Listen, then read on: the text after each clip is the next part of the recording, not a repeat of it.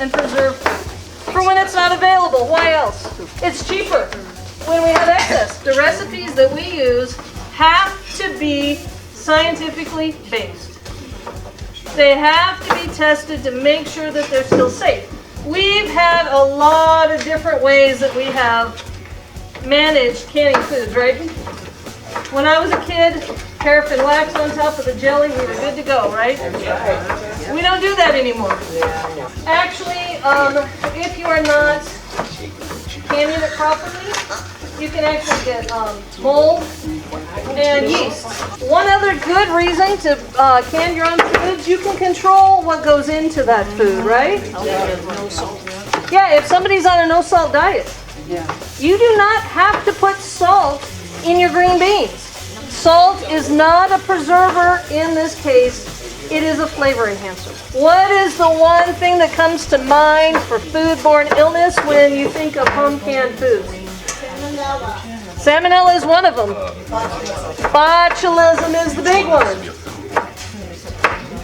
Nobody can recover from botulism without medical intervention. Botulism can be avoided by making sure that you're either adding acid to the food that you're canning or you're doing pressure canning for the low acid foods. Boil your jars if you're doing water bath canning. Do you have to boil your jars or sanitize your jars if you're doing pressure canning? You do not. The jars, some people say you don't even have to boil them if they're brand new. With pressure canning, just a sink full of warm water, as long as your sink has been sterilized. So again, you might just want to go ahead and put them in like your water bath canner to at least get them warm before you fill them. So you fill it up. What is headspace? The expanding one. It's that perfect. It's that little space. Sometimes it's only a 1/4 inch of headspace. Sometimes you need a full inch. Depends on what you're canning and the process. Always follow the recipe. Does altitude make a difference? Yes. Absolutely. Canning salt. Can you use regular salt? No. Why not? It kills the bacteria. Iodine will kill all the good stuff that's in there, especially when we're doing fermentation. This stuff.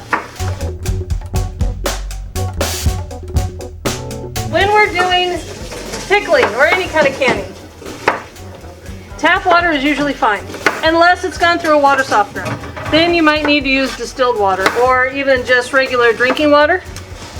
Tap water is going to maybe have a little calcium in it. Calcium is going to help keep the color in the food. And crisp. And it helps with the crispness.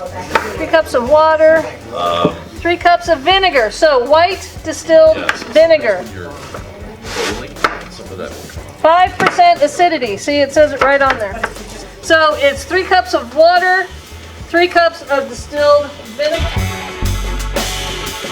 It calls for dill seed. Can you substitute dill seed for dill weed or vice versa? I do. Well, you can if that flavor works for you. But dill seed and dill weed have very distinct flavors. So maybe you don't want to mix the two or change it up. Me, I will use dill weed all day long because I think it's the best thing in the world. But it might not be your flavor. So could I find dill seed? No, I couldn't. Could I find coriander? Nope. But at home, I had cumin seed.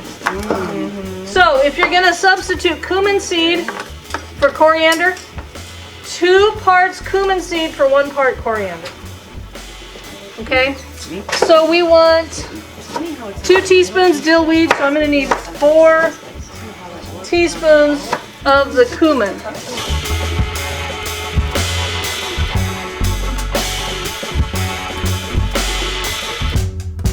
We're going to combine the water, vinegar, salt, and dill seed, bring to a boil.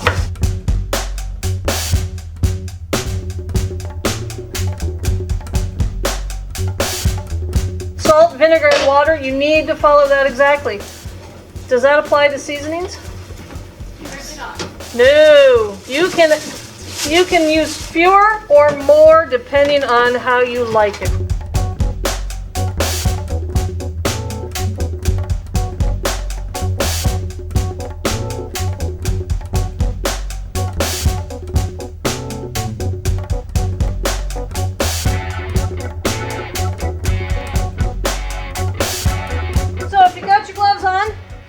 Grab your bowl of cabbage.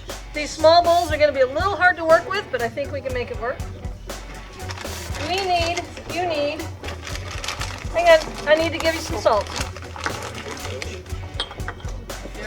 3 tablespoons of salt for 5 pounds. Okay. We gave you 1 pound. So when you do the math, it's like 1.6 teaspoons. Okay. So I round it up. You never want to round down on salt. Okay. Salt is going to start drawing out the lactic acid in this cabbage. That lactic acid is what's going to ferment. So mix it up and start squeezing it. Squeeze and squeeze and squeeze and squeeze until there's enough juice to cover all the cabbage. So like take the back of your fist and push it. Does it cover everything? Yeah, pretty much. There's some on the sides it doesn't get, but Start squeezing a little more. Just do a little more. perfect. With the liquid? Yep, you want all that liquid.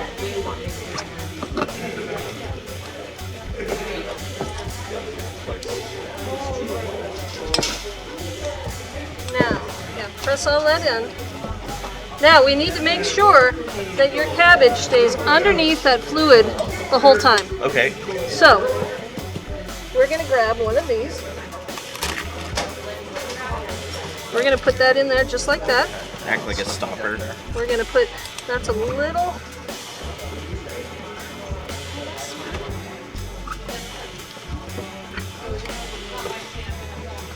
Okay. See how that works? Yeah.